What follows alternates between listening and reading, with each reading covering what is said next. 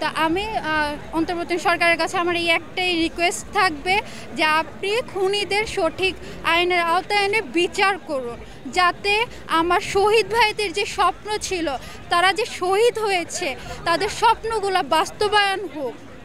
আচ্ছা, আমার আন্দোলনের প্রথমত আমি আমার ভূমিকার কথা বলি। ব্রাহ্মণবাড়িয়া বৈষম্য বিরোধী ছাত্র আন্দোলনের জেলা প্রতিনিধি ডিসি কোঅর্ডিনেটর হিসেবে আমি কাজ করেছি। আজকে 1 বছর পূর্ণ হয়েছে 5ই অগাস্টের। তো আমি এই 1 বছরে আমাদের ব্রাহ্মণবাড়িয়াতে যে যারা শহীদ হয়েছে এবং আহত হয়েছে তাদেরকে নিয়ে কাজ করেছি। তারপর হচ্ছে বৈষম্য বিরোধী থেকে যে কার্যক্রমগুলো দেওয়া হতো তা পালন করেছি সুন্দর করে।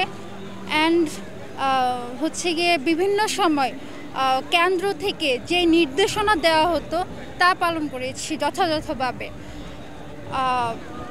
আজকে 2024-এ ছাত্র আন্দোলনের পরে 5ই অগাস্টের পরে আজকে 5ই অগাস্ট 2025 1 বছর পূর্ণ হয়েছে।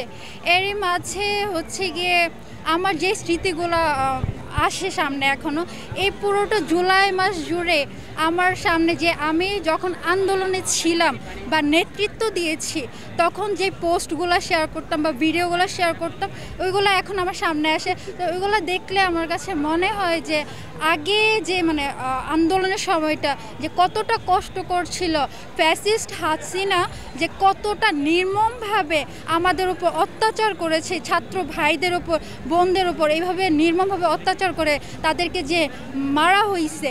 অ্যান্ড আমি যেটা বলতে চাই, এই 1 বছরে আমি অন্তর্বর্তী সরকারের কাছে আমার একটা দাবি থাকবে যে আন্দোলনে যে ছাত্র ভাই বোনদের মারা হয়েছে, যারা খুনি ফ্যাসিস্টদের দোসর ছিল, তাদেরকে সঠিক বিচারের আওতায় এনে সঠিকভাবে বিচার করা হোক। আমি এখনও দেখতে পাচ্ছি যে এমন অনেক খুনি আছে যারা এখনও আশেপাশে ঘুরে বেড়াচ্ছে। আমি তাদেরকে দেখতেছি না যে আইনের আওতায় আনতে। তা আমি অন্তর্বর্তী সরকারের কাছে আমার এই একটাই রিকোয়েস্ট থাকবে যে আপনি খুনিদের সঠিক আইনের আওতায় এনে বিচার করুন, যাতে আমার শহীদ ভাইদের যে স্বপ্ন ছিল, তারা যে শহীদ হয়েছে, তাদের স্বপ্নগুলো বাস্তবায়ন হোক। আমি সেটাই বলছি যে অন্তর্বর্তী সরকার গিয়ে এইটার ক্ষেত্রে, বিচারের ক্ষেত্রে, খুনিদের বিচারের ক্ষেত্রে তিনি ব্যর্থ। আমি বলবো যে তিনি অন্যান্য প্রসেসের মাধ্যমে যারা এখনও গিয়ে আইনের আওতায় পড়ে নাই তাদেরকে অন্যান্য প্রসেসের মাধ্যমে ধরা হোক। আমার এইটাই বলার।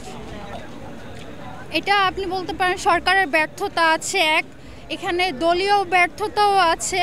কারণ গিয়ে দেখা যাচ্ছে আওয়ামী ফ্যাসিস্ট যারা দোসর ছিল তারা একদল আওয়ামী সাপোর্ট করতো 24-এর সময় বা 24-এ আন্দোলনের আগে।